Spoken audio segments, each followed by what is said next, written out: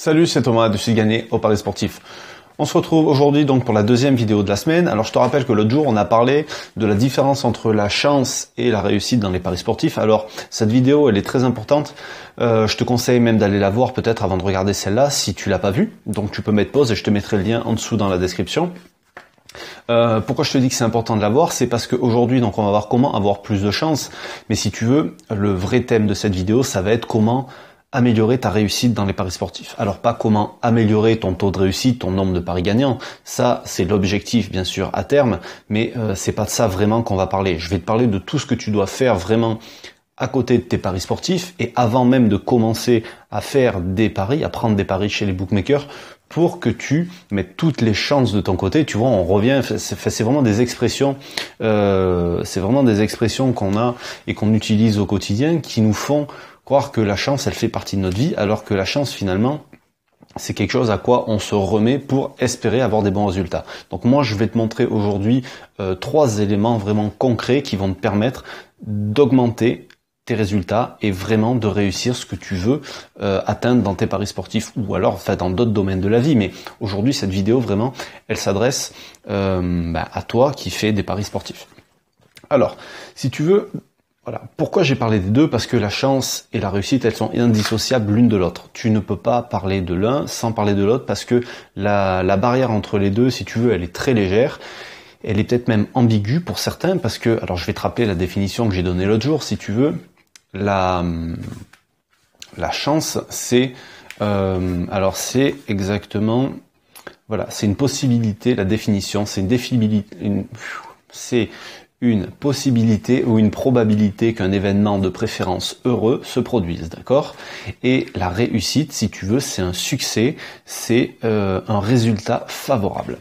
Donc, en gros, pour résumer, comme moi je l'ai résumé, si tu veux, c'est que la chance, c'est pour ceux qui sont bien dans la situation dans laquelle ils sont et qu'ils attendent que ça s'améliore peut-être un jour, voilà, si toutes les conditions sont favorables, etc. Et la réussite, en fait, c'est pour les gens qui se bougent, c'est pour ceux qui ont un objectif et qui mettent en place des actions concrètes pour les atteindre. Voilà. Donc tu as des gens passifs et tu as des gens actifs. Donc ça c'est une notion importante, je te dis, j'en parle dans la vidéo de l'autre jour, vraiment elle est intéressante, donc va la voir, je te conseille si tu l'as pas regardée.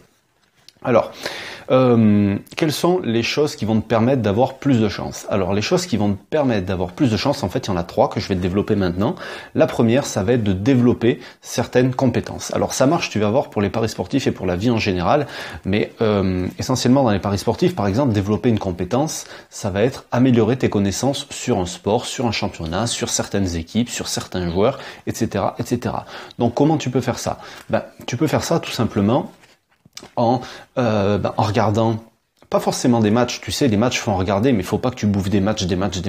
Ça, franchement, c'est un truc, je trouve que c'est pas franchement utile, parce que de toute façon, tu peux pas regarder tous les matchs, à moins de passer ta semaine entière et plus travailler si tu as un boulot.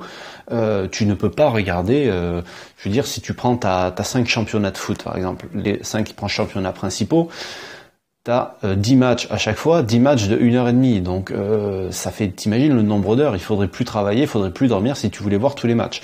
Donc ce qui est intéressant, c'est de regarder par exemple des équipes comme le Canal Football Club, c'est des équipes, les magazines comme tu as sur beIN Sport, avant et après chaque journée de championnat, parce que t'as plein d'infos, parce que voilà, t'apprends toujours des choses dans ces émissions-là. Et ça c'est super intéressant et ça te permet de développer facilement tes compétences et en un minimum de temps. Voilà. Après tu as bien sûr la lecture des journaux, tu as de regarder les résumés de matchs sans forcément regarder les émissions, mais les résumés où tu vois que les buts, ça t'apprend absolument rien. Donc pour moi ça c'est c'est bien si tu veux pour t'intéresser aux résultats, parce que pour voir des jolis buts, pour voir des jolies actions, mais ça ne t'apprend rien pour moi. Donc ça c'est la première chose. Après c'est peut-être d'utiliser ou de savoir ou d'améliorer ton utilisation des sites de statistiques et d'informations. Donc c'est de passer un peu de temps sur ces sites-là, de regarder vraiment les statistiques que tu peux trouver et pas forcément te limiter à un site, ne pas hésiter à chercher des nouveaux sites, ne pas hésiter à demander à des personnes si ils ont des sites, donc des mecs comme moi qui ont des sites internet, sur des forums, etc., etc. Tu vas voir qu'il y a plein de sites qui sont super intéressants et qui peuvent t'apprendre des trucs et des données que tu ne trouves peut-être pas sur les sites que tu utilises aujourd'hui et qui seront vraiment complémentaires et qui pourront t'apporter vraiment un plus pour tes paris sportifs. Après, après bien sûr, tu peux regarder des vidéos comme les miennes, comme celles d'autres mecs qui font des vidéos de conseils en paris sportifs.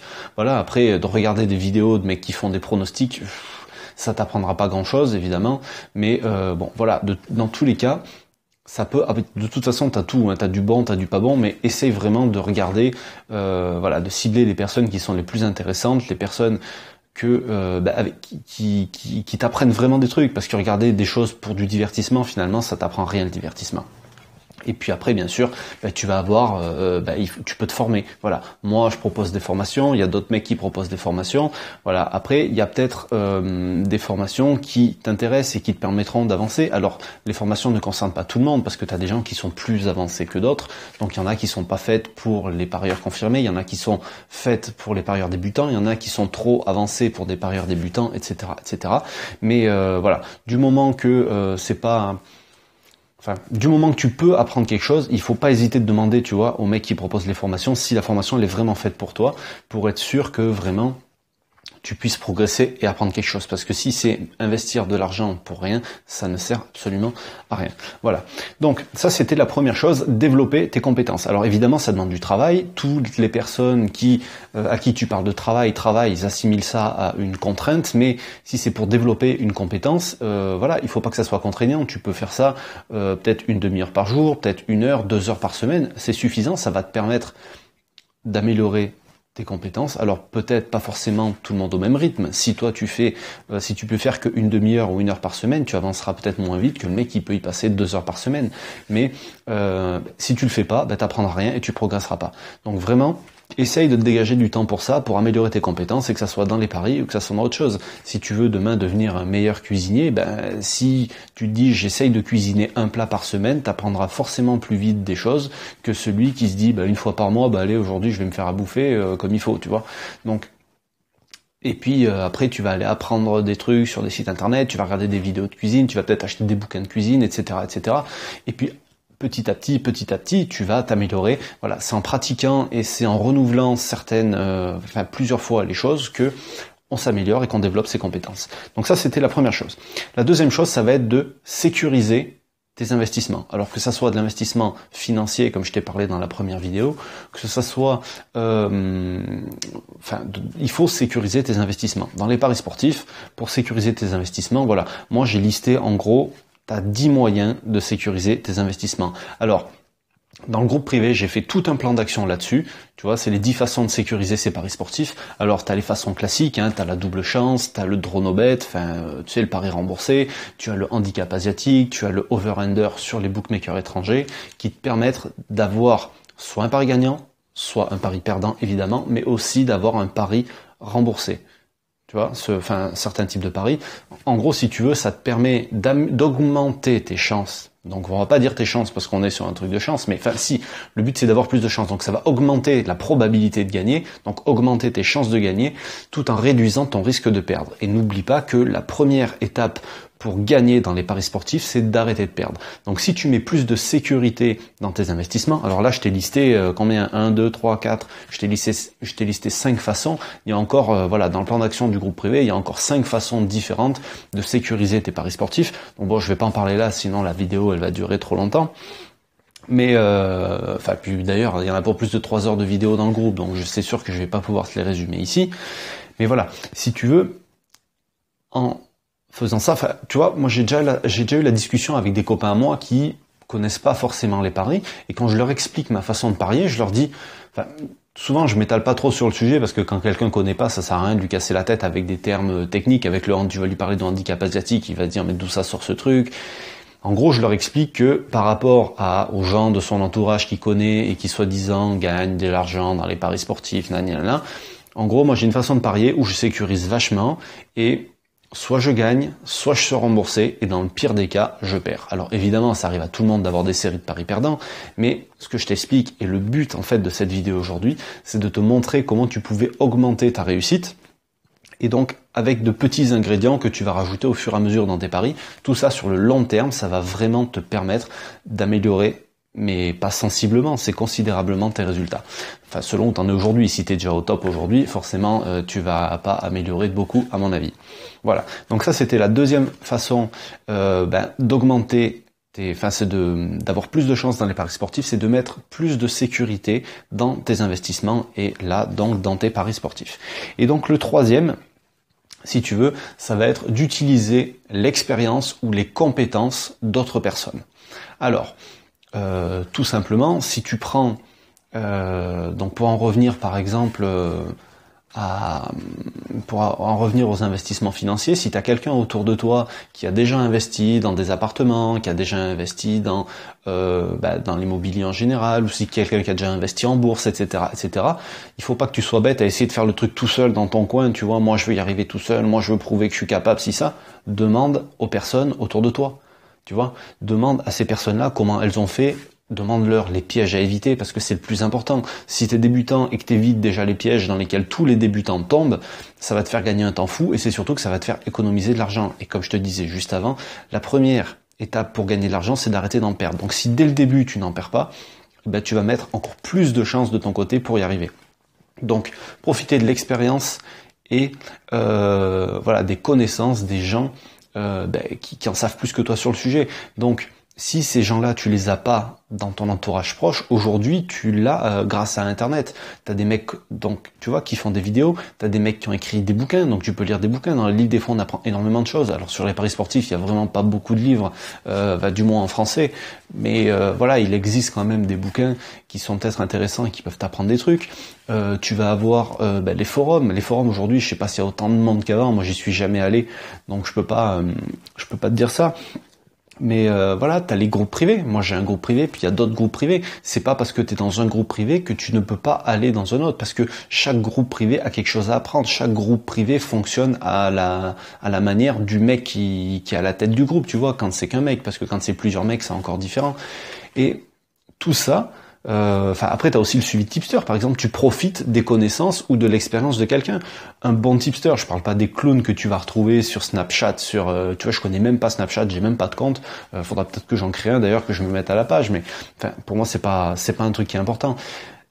Tous les clones que tu vas voir sur Facebook, sur Snapchat, sur Instagram, sur machin, qui se disent parieurs professionnels et qui parient sur PMU.fr, ça me fait bien rigoler, parce que ces gens-là, en fait, ils soutirent de l'argent à des personnes qui sont qui veulent gagner de l'argent finalement, mais qui s'y prennent pas de la bonne façon.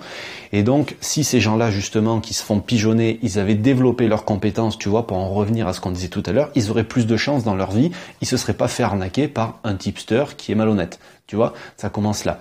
Et donc, en cascade, ils auraient pas perdu d'argent dans leur paris sportif en tombant sur des gens comme ça.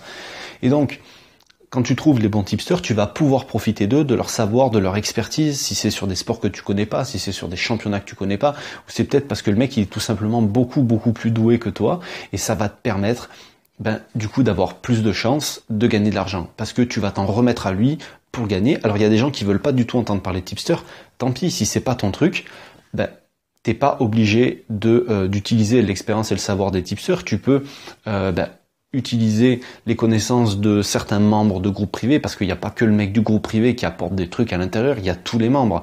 On peut apprendre de tout le monde, d'un mec qui a moins d'expérience que nous, mais en tout cas il a peut-être fait des erreurs que nous on n'a pas encore fait.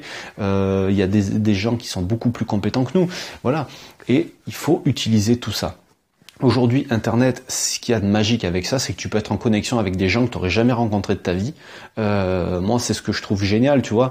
Dans mon groupe privé, il y a un mec, André, qui vient du Canada. Je trouve ça excellent de pouvoir échanger avec un mec qui est à, je sais pas, peut-être 8000 ou 10 000 kilomètres de moi. Je trouve ça énorme, je trouve ça génial. J'ai déjà échangé avec des personnes qui suivent la chaîne, qui habitent en Chine, qui habitent en Australie, et c'est fou, quoi. C'est fou de pouvoir avoir des connexions avec des mecs comme ça, et qui, à l'autre bout du monde, ils ont une vision différente sur les paris, parce que ils ont une culture, ou alors ils vivent dans une culture qui est différente, et l'approche n'est pas du tout la même. L'approche de l'argent n'est pas du tout la même non plus, et ça te fait voir les choses différemment. Voilà. Et les expériences de ces gens-là, même si c'est pas des personnes qui sont forcément tous positives dans leur paris sportif, eh ben ça te permet d'apprendre des choses et des choses sur la vie et des choses qui sont importantes parce qu'il n'y a pas que les paris sportifs dans la vie.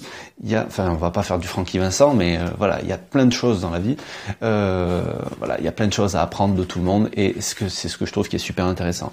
Donc voilà, ça c'était le dernier truc pour avoir plus de chance dans tes paris sportifs, c'est de profiter de l'expérience et des compétences de gens qui en savent plus que toi sur le sujet ou en tout cas qui ont un réseau ou voilà, qui peuvent en tout cas t'apporter les informations que tu recherches.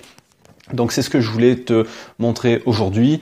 Donc dans la description sous la vidéo, si tu veux progresser, donc je vais te mettre, de toute façon tu as toute la liste, les formations disponibles, tu as, si tu veux en savoir plus sur le groupe privé, tu as le lien où il y a toutes les informations, toutes les formules qui sont détaillées. Tu pourras tu pourras avoir toutes les infos que tu veux, puis sinon t'as qu'à m'envoyer un mail, je réponds en général, j'essaie de répondre une fois par jour au mail, pendant une demi-heure, donc je réponds à ce que je peux. Ça sert à rien de m'en envoyer 3 parce que si tu m'en envoies 3, tu vas repasser en tête de liste et comme je réponds du plus ancien au plus récent, je te répondrai encore plus tard. Donc voilà, je te laisse, n'oublie pas de t'abonner à la chaîne YouTube si tu veux recevoir les prochaines vidéos. Je fais 2 conseils par semaine, un le mardi, un le jeudi. Un petit pouce bleu si t'as aimé, n'hésite pas à partager si tu penses que ça peut aider quelqu'un. Honnêtement, je pense que vraiment ça peut aider pas mal de monde cette vidéo. La prochaine fois, on se verra, je serai de retour chez moi. Sur ce, je te laisse, je te dis à bientôt. Ciao.